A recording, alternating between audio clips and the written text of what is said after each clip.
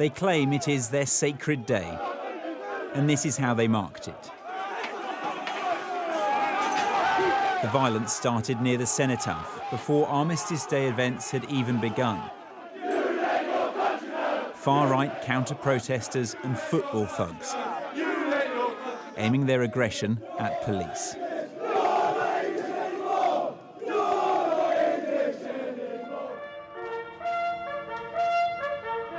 When 11 o'clock came, the crowds did fall silent.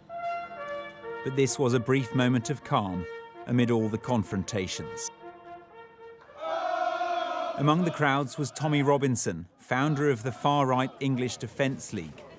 A figurehead for many here, he'd called on supporters to come to London to protect the Cenotaph from the pro-Palestine march. Many were proud to repeat that patriotic rhetoric. They gave us our freedom. These people did on the Cenotaph. These other ones shouldn't be marching on today. It's a sacred day for England, isn't it? Why shouldn't they march?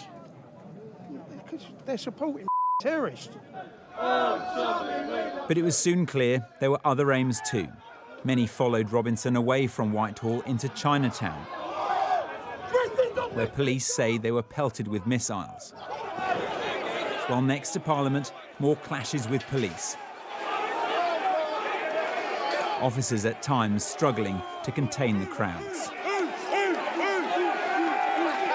The atmosphere here has been incredibly tense. The counter-protesters said they were coming to London to protect the Cenotaph and honour the fallen, but throughout the day, it's felt like many are also just spoiling for a fight.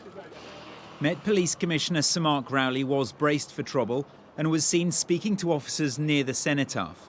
He had defended his decision to allow the march to go ahead because the threshold for disorder hadn't been met, but there was, nevertheless, plenty of trouble.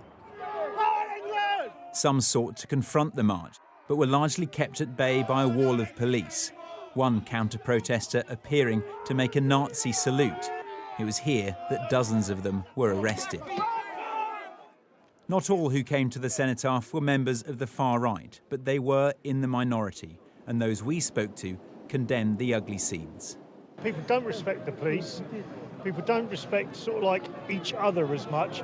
They don't help themselves on their timing. You know, we were standing there doing a minute's silence, something else for our fallen, and then within 10 minutes they're screaming and shouting their song. It is, of course, supposed to be a day of respect, but at times it felt very far from that. Ivor Bennett, Sky News.